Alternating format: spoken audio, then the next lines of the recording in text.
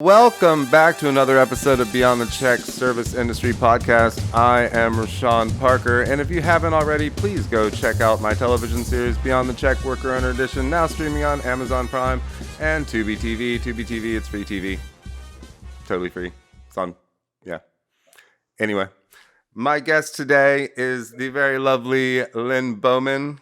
She is the author of Brownies for Breakfast, a cookbook about a cookbook for diabetics and the people who love them. That's the important part right there, Reyshan. It's the people who love them we want to talk to. And we all love them. Sugar's bad no matter what you do. She is also part of what she describes as a food revolution in a small town in California. What is that small town in California? And hello, Lynne. This small town in California is Pescadero, California, and it's about 35 miles south of San Francisco. We're just over the hills from Stanford University, Palo Alto, Silicon Valley, but a million miles away. It's a funny little agricultural town that time kind of forgot. There are no chain restaurants here. Really? Yeah. Not one? Not one. Honey. Not one. Wow. And we have one little bank and one little post office and a lot of interesting people a lot of farmers who are supplying the market in San Francisco for really beautifully grown food, including, of course, the beef and lamb and pork and chickens who are raised on pasture here. So they're happy, well-fed, lovely creatures. No factory farming here. And that's what I mean by food revolution. It's all of us looking more consciously at what we're putting in our gullets, right? At what we're throwing down our throats, caring deeply about it. And I know you do. And there are so many wonderful restaurateurs who are bringing great art to this, but not in a snooty way. Our taqueria, by the way, right here, it's written up a lot because it's wonderful fresh food, fresh shrimp, wonderful chicken and all those things, but beautiful vegetables grown locally. And it's all cooked right here in their little kitchen and on their little grill. And people come from all over California to eat at this little, and it's in a gas station. What's it called? Oh, it's in a gas station. It's the taqueria. It's the taqueria in the gas station. The taqueria in the gas station. I think it's Three Amigos, but nobody knows that because it's the taqueria in the gas station. And people go, wait, in there? In the gas? Yeah, in the gas station. It's got a few tables. There's a line out the door a lot of the time. And it's just and the people are wonderful.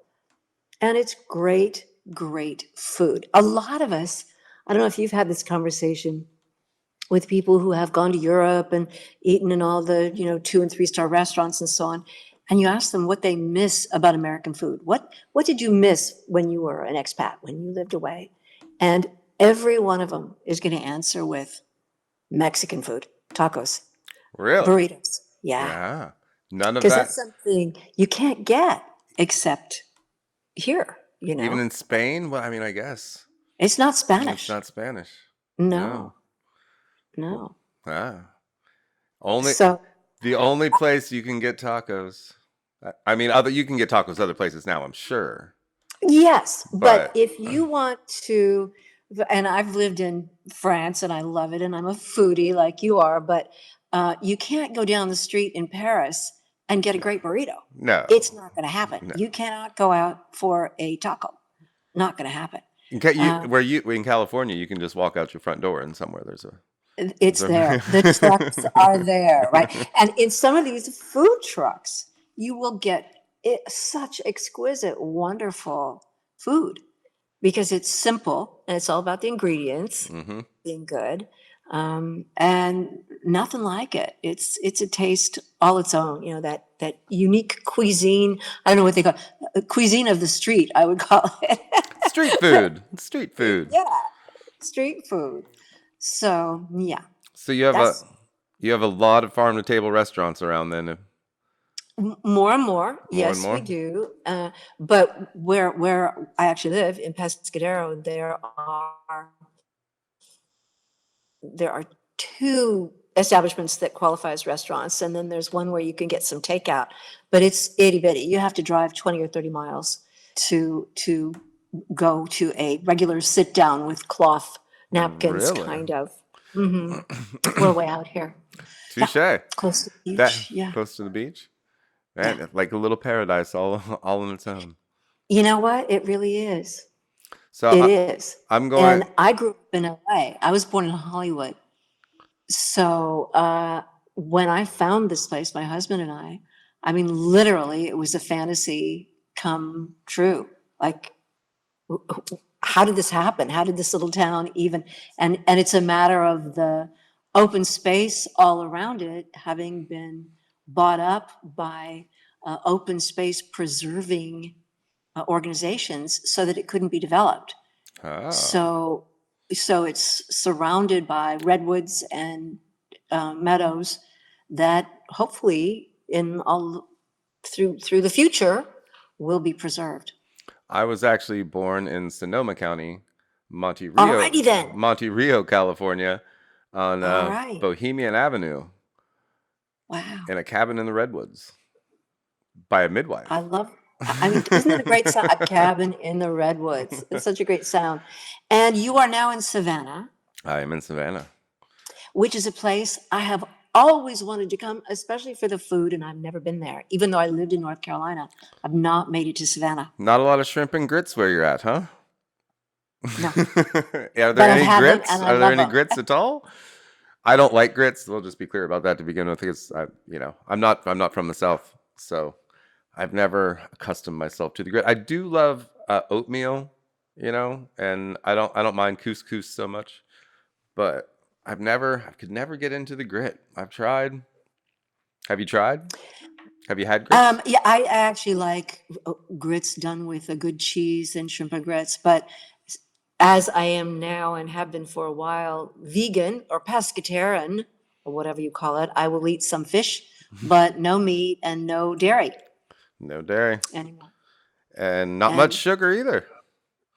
zero sugar, baby. Zero Zero. sugar. Let's talk about sugar. Zero.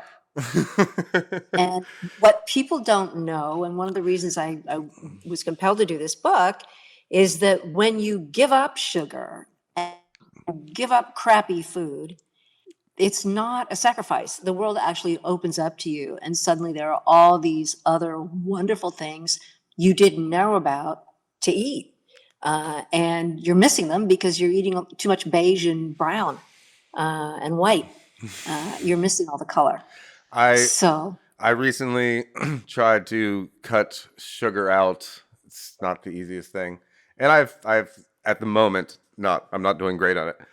But for like the week or so that I managed to like not consume any added sugar, um I would eat watermelon, and instead of having like gummy bears, which I would normally have.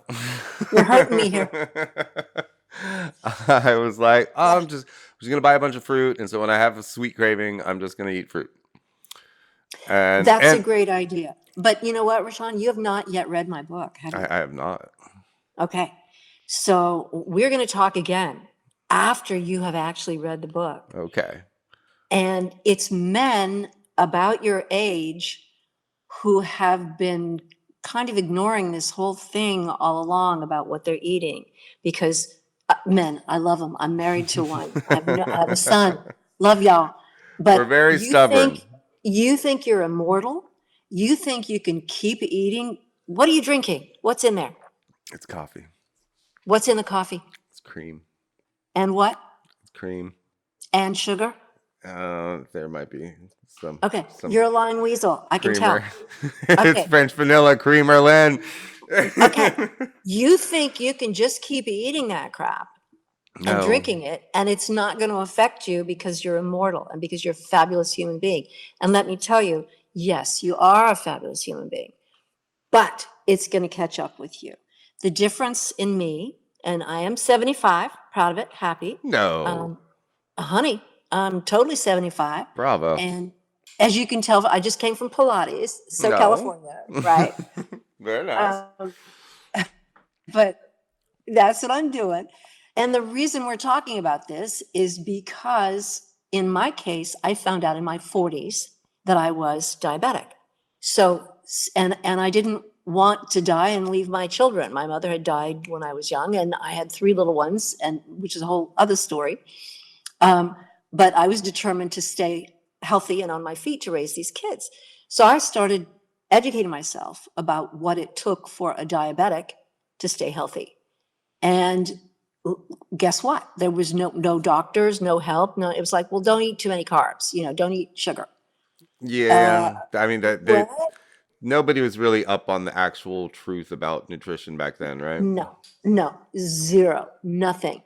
So as many books as I could find, and many years later, and I have always cooked for my family because I thought that was a healthy thing to do. And what I realized was, yeah, I could make food that was terrific with no sugar, no yucky stuff. But then the thing that really changed my life was only a couple of years ago.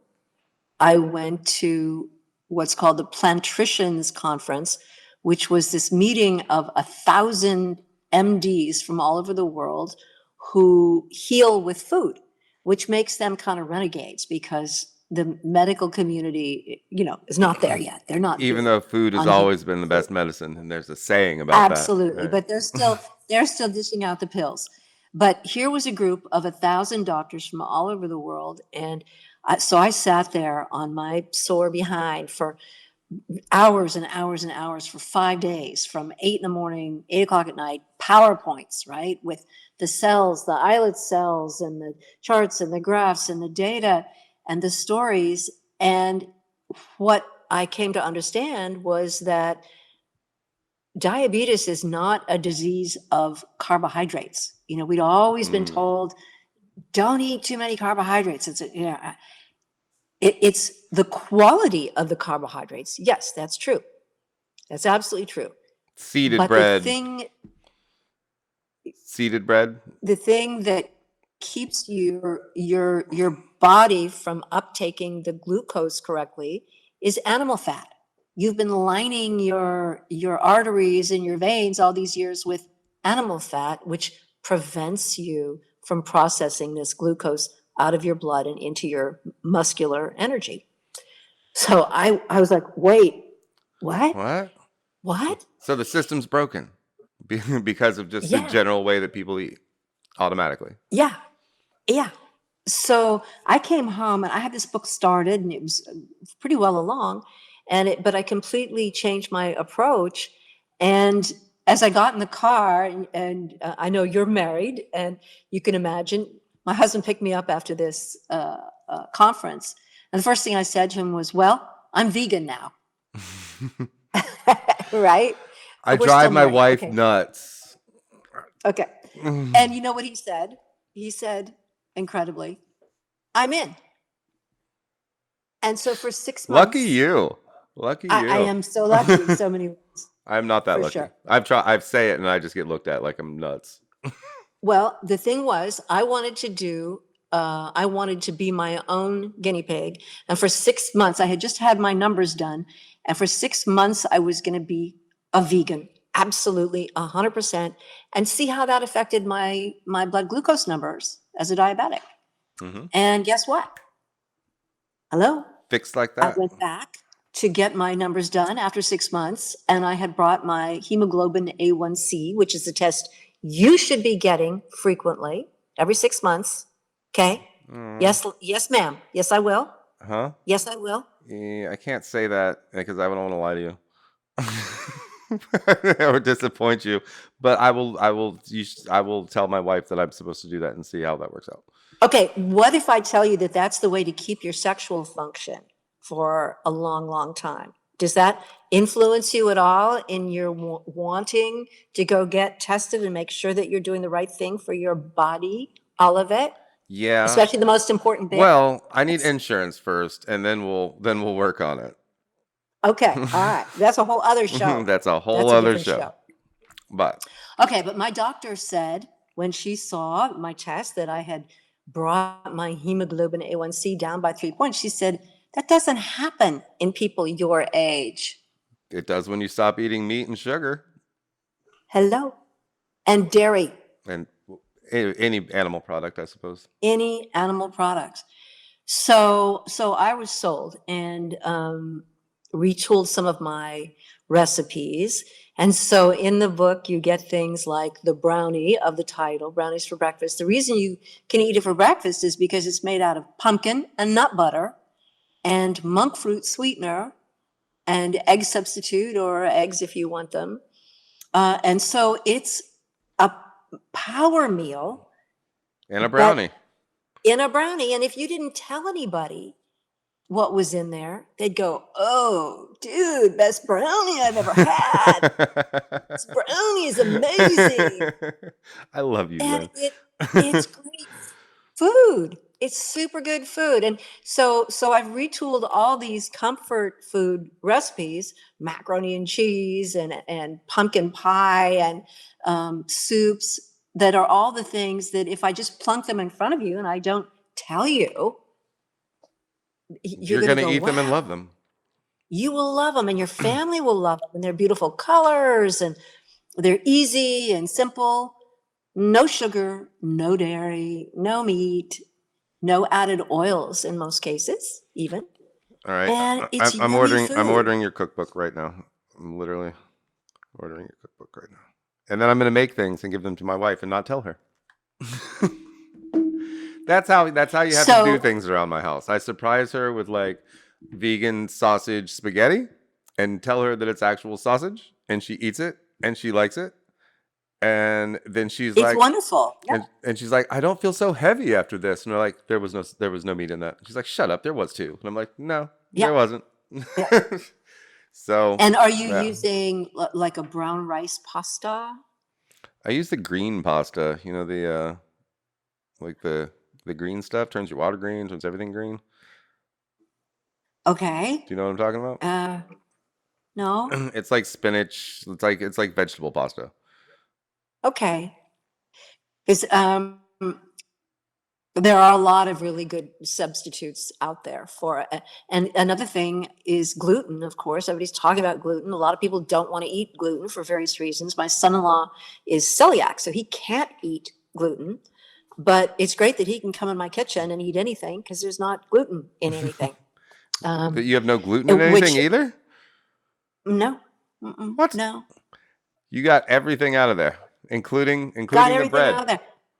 But if you sit down at my table and have pumpkin pancakes, you're not going to think you're deprived of anything.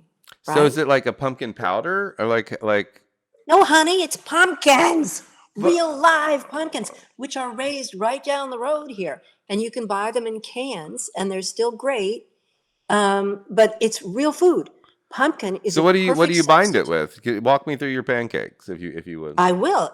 Pumpkin is a perfect substitute for flour and oil. It brings moisture and the texture to the pancake. So all you're going to add is a little bit of either an egg substitute or eggs and a little bit of I put orange juice, a little like a half an orange and orange peel in it. And it's just a little zest. Killer. Yeah. They're just fantastic. And then the secret ingredient that I always have year round is pumpkin pie spice. The actual seasoning. Mm-hmm. Absolutely delicious. And some monk fruit sweetener.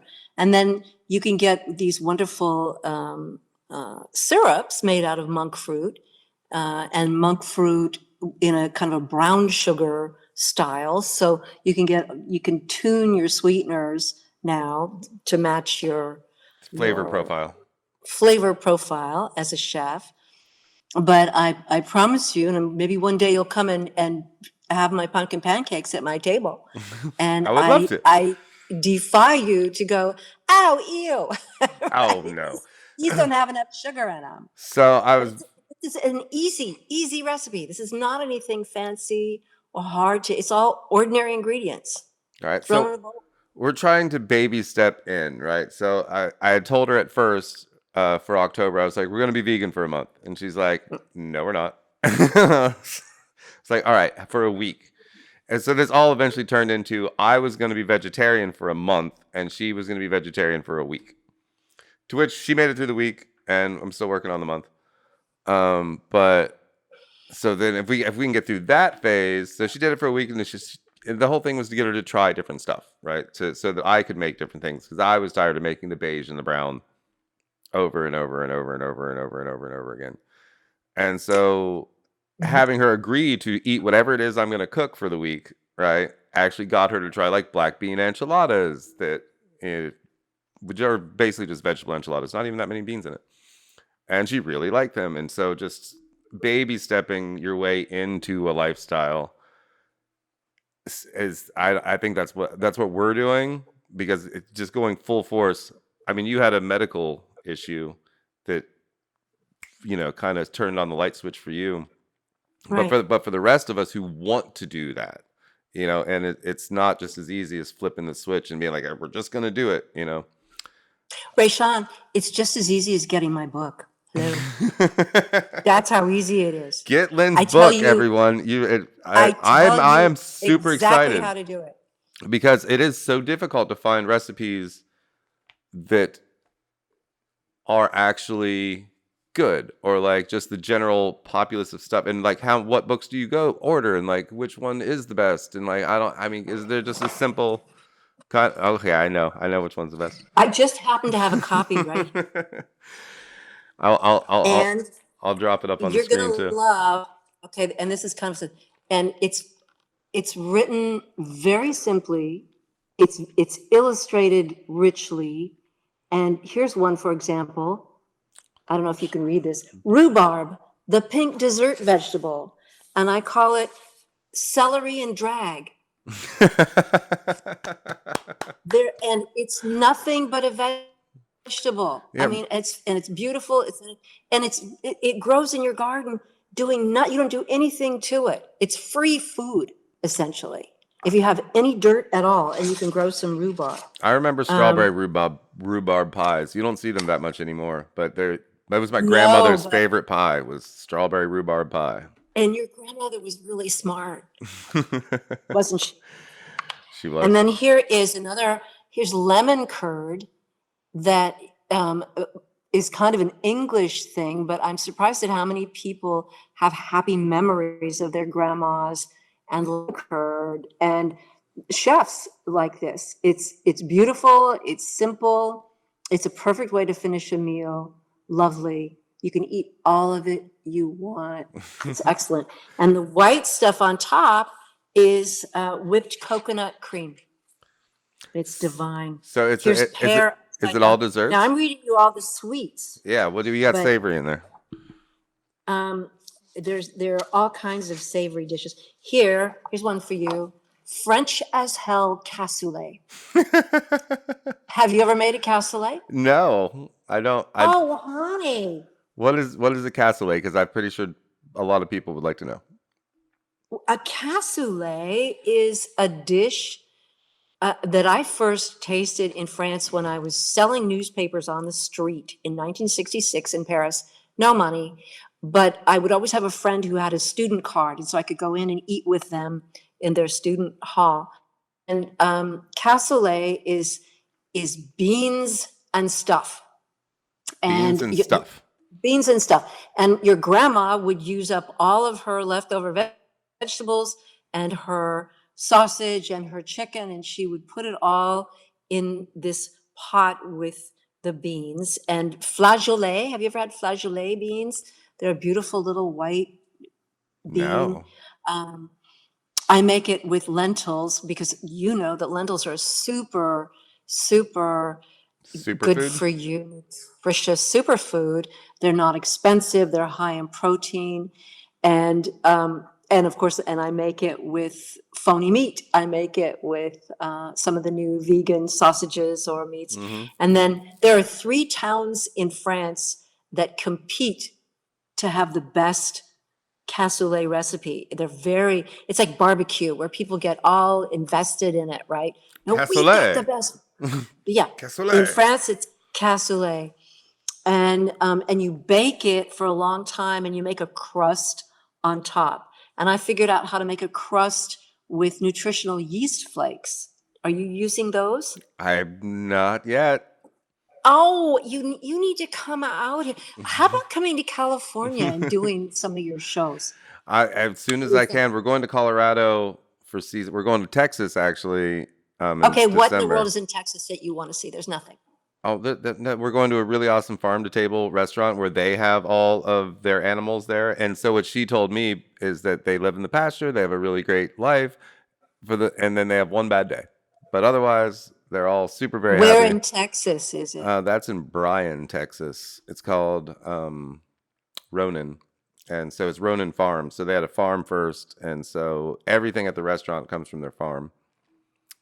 And then And several other places, but I thought you'd dig that one the most. that is wonderful. But I think you need to come to California, don't you? I'll get there. I'm taking my mom to Colorado next year, and then we'll go from there. Colorado is not California. I It's only know. part way.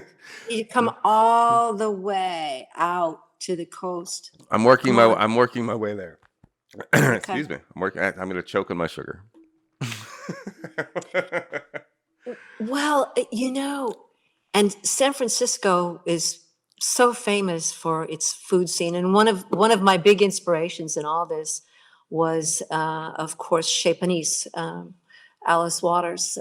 For so many years, she was kind of the only show in town doing this kind of thing.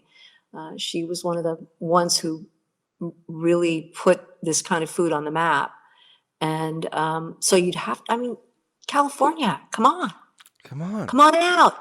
I'm working on it. I'm working on it. Okay. I'm gonna let you guys settle down a little more out there first. Oh, come on. Everybody I know has left California. All my friends, all my film friends from LA, they've all left. Everyone's left. It's too expensive. It is definitely overregulated and overpriced. It's crazy. Once everybody could work from home, or the studios all even realized that they don't need to have you in the house, right? Like it was just a free for all. Like we can move wherever we want and still have our jobs. Great. Yeah. We're out. Yeah. Yeah. Yes, but there's a lot of California that people don't know. What you read in the papers is not California, and that's typical of a lot of places. But we do have some amazing food because so many cultures. It's like And I New York miss the City, so many redwoods, so I'm cultures coming back. I just come don't know together. when. We are right from my backyard. I look up at the redwoods. We're here in the redwoods. You need to come see me. I'm going to. I just don't know when yet. All right. But we will make a time. Okay. I feel like we have plenty of time because you're gonna live to be like 130 or something. I plan to annoy everyone as long as I possibly can. That's my plan. Just ask my kids. Yep. You're doing a great job. Keep up the good work.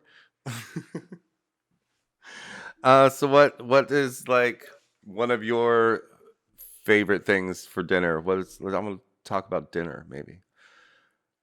Well, this is my honest answer. If I'm home, I don't eat dinner. I finish No? eating at 2 or 3 in the afternoon, and I fast. I have nothing more until the next morning. What time do you wake up? And 5, 6, and I will eat at 7 or 8, a small amount. But all of my research kept pointing back to, and especially things like Ayurveda, the old traditional medicine kinds of practices. Your digestion is all about your circadian rhythm, and your digestion wants to work in the middle of the day. It wants to work from about 10 in the morning until 3 or 4 in the afternoon, and then it's done. It wants to be finished. But most of us keep stuffing things in it until late, at which time your digestion is going, wait, more? Wait, still more? Wait, nuts? Wait, ice cream at 10? Are you kidding? So your digestion can't keep up with your intake. And then you go to bed and you don't sleep well. And so if You don't want to know can my learn- schedule. You don't want to know my schedule at all. No, I know you. I know. I see you. I know what you're doing. I mean, Uh, I work till 5 in the morning sometimes, and then I don't eat in the daytime. I eat probably sometime after 5 or 6 p.m. and I only eat like one meal a day and maybe a snack, so maybe a small lunch or and then like a slightly larger dinner. But that doesn't happen until like 10 o'clock at night. right. But then I also So, don't eat again until I go to bed at like 4 in the morning, so or 5 in the morning. right. So we're going to continue to talk because I want you to live long and prosper. This is not by choice. That's just how my schedule works. Well, and see, this is part of, especially you guys think it's okay that you can just do whatever the heck you want to do, and that somehow your body will figure out how to make up for the abuse that you are serving it. Oh, I got a hip replacement. I need another one. Okay. I'm Hmm. 75. I'm in my original hips. They're fine. I would stand up and show you, but Well, that Uh, was a genetic thing. So I have dysplasia. So like big old. okay. He couldn't dislocate my hip when he replaced it because it was so big that it wouldn't come out of the socket. So he literally had to chisel it away to be able to Oh my like. gosh. Yeah, it took an But extra two you're doing hours. well with it now? Yeah, he doesn't ever want to see me again. He's like, you need the other one done, but I don't want to do it. Ouch. Ouch.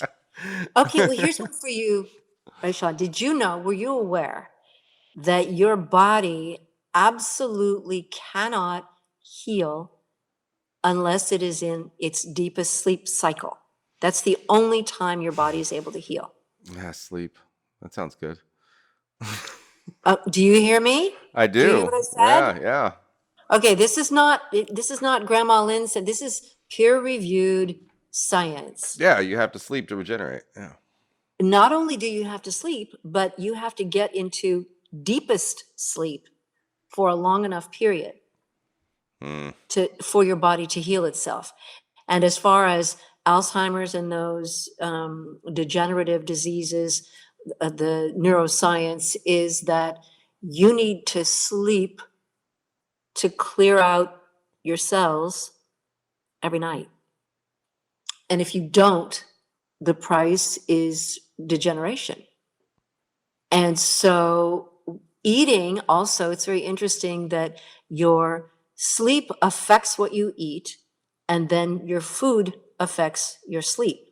So, it's all a cycle, it's all tied up together. You can't kind of separate them and Hmm. sort of do one and sort of do the other. If you are going to choose health, which I hope you will, Working on because it. I like you. Oh, I like you too. Okay.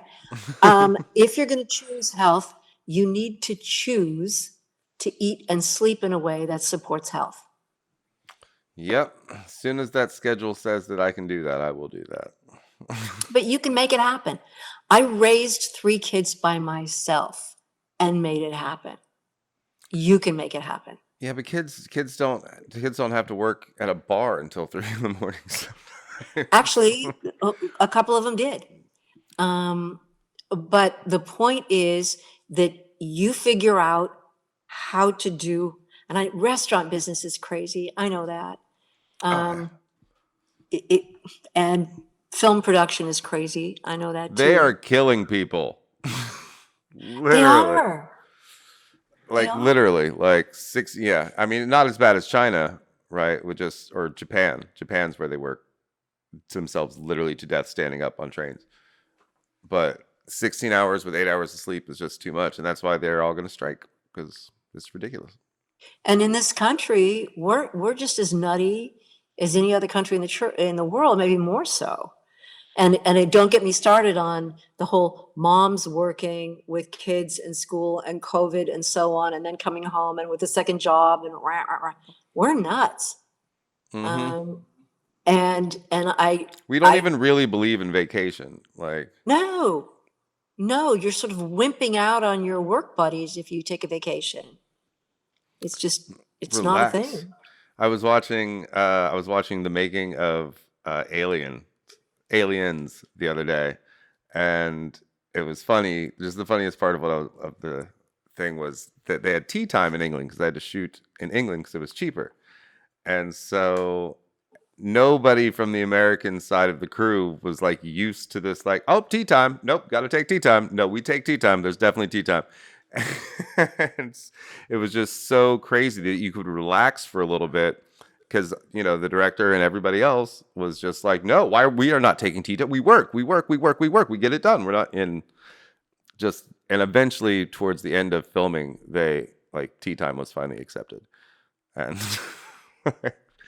but no, we don't. We just go go go as Americans, and we don't have anything in our culture that gives us, a siesta, right? No, and here you are talking about restaurants and restaurateurs and people's passion about food. And food is never just food. Food is connection. Food is ritual. And if it tastes good, that's wonderful. But you need to sit down and eat. And you need to sit down, hopefully, with somebody you like or maybe even love and eat, maybe once a day at least. And you need to take time and you need to have no electronics on the table. Preach. Here you are talking about food, and the beauty of food, the art of food. Can you even do that in the same breath with having a phone or an iPad anywhere near you? No. We need to focus. No phones at the table. No phones at the table. No iPads at the table. I'm First, a you have to get believer. people to a table. Exactly. And in my book, I talk about tables and what it means to be at the table and how little you have to pay to buy a table and put some paint on it and put it. I mean, none of this has to be fancy. It's just putting value in eating, putting value in what you put in your body and your children's bodies and your parents' bodies. Everybody's driving through for 2 or 3 generations now. Everybody's been driving through, you Yep. know? And trust me, you are not going to get anything remotely like good, healthy food driving through. Just not Nope. going to happen.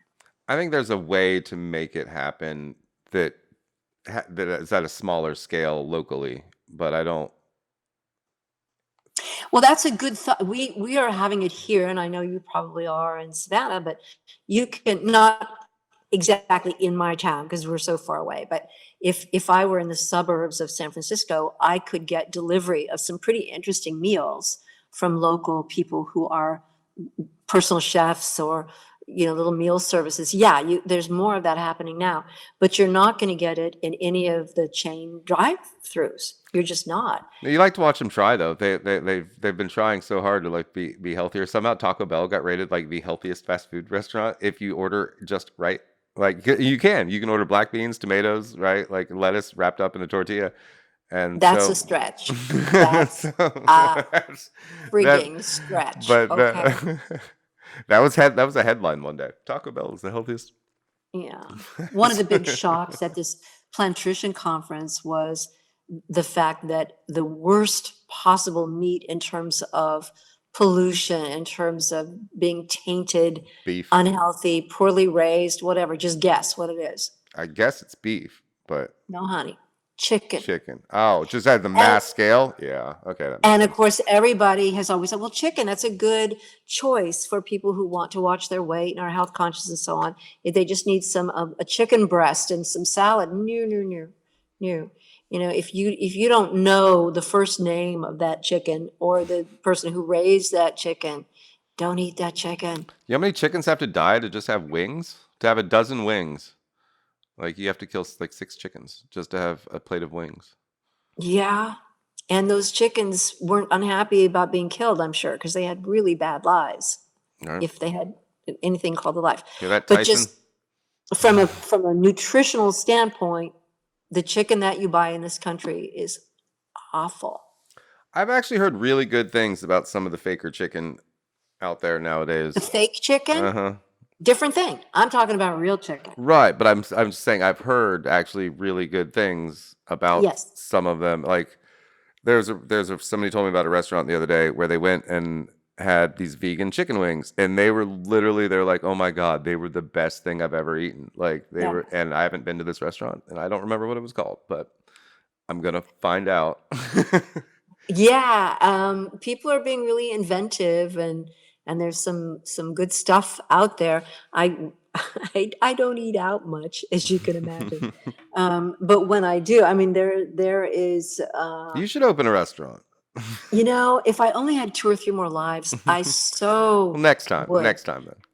I had such a fantasy. I was driving through Nevada, northern Nevada, one time with my kids, and we saw this little Carlin, Nevada, a little mining town, and we saw this little building, 1930s brick building, the curved bricks and the curved window, and I all of a sudden I went, Ruby's Diner. Oh yeah, 24-hour fabulous breakfast food all around the clock for all the truck drivers and all the ranchers. What fun, wow. I have always wanted to do that. And in this lifetime, it doesn't look like it's going to happen, but Maybe next time. You never maybe know. next time. Maybe You next time. never know. You never know. Absolutely. I mean, serving food to people is fun, and interesting. And also when you do, I've done makeup before, early in my career, show business, that was a thing we could do. When you put your hands on someone, they spill the beans. They tell you everything, right? So being in a green room or being in a makeup room is so much fun. Likewise, when you're serving coffee and pie to somebody, you get the whole story, right? It's a relation. It's not just putting something on the table. It's a relationship. It's cool. It's a Coffee whole and thing. pie. That's your next cookbook, coffee and pie. Yeah. Yeah. Maybe. I wanted to, my next book was going to be donuts for dinner, but, because this book has donut recipes in it that are killer, just fantastic, that you bake the donuts and they are amazing. Have you tried And an air fryer yet? I haven't. Everybody's doing it and loving it, but I just make these in the oven, and they are just like the brownies. They're a meal. They're absolutely nutritious and yummy, and Delicious. moms. I mean, what kid is going to say, "No, I don't want a pink donut with sprinkles on it for my breakfast"? What are the sprinkles made out of? They are sugar-free sprinkles that I get online. Oh, touche. Hmm. Bravo, Lynn. Hmm. I definitely ordered your cookbook, and I'm going to make those things, and I'll even make a little video about me making one of them or two, and I'll tag you. Please, yeah. I'll get you'll Jordan. I'll enjoy get it. Jordan to eat them and tell her that they're just actual donuts, and we'll get that reaction too. I can't wait to And see how that goes. And I promise I will come to California in this lifetime, and we will hang out. Look me up. I have a guest house and I know how to use it. Copy that. Jordan knows how to stay in it. There you go. Awesome. Well, thank you for hanging out with me today. It has been super insightful and a little bit scary, but I appreciate it. The scary part's like how it's just so hard to do, and so that's in getting over the initial fear of being different, of change, is one of the hardest things for us to do. And I think you made it a little bit easier for me, and I think your cookbook will make it a little bit easier for a lot of people.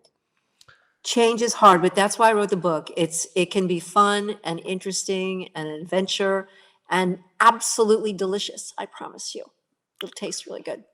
Lynne Bowman, everybody. Make sure to, again, go check out her book, Brownies for Breakfast, a cookbook for diabetics and the people who love them. And you can check out her website. It's lynnebowman.com. That's Lynne Bowman.com, and get her book. So, Lynne, thank you again, and I look forward to seeing you in California when I get there. Thank you, Reyshan. This has been a blast. Yeah, we'll do it again soon, too, maybe, if I don't make it out there. Awesome. I hope so. Well, you have a lovely evening, and tell California I said hello. I have the whole afternoon. You got a whole afternoon. Well, cheers, everybody. Thank you for listening to this episode of Beyond the Check, and we will see you next time. Go watch my show.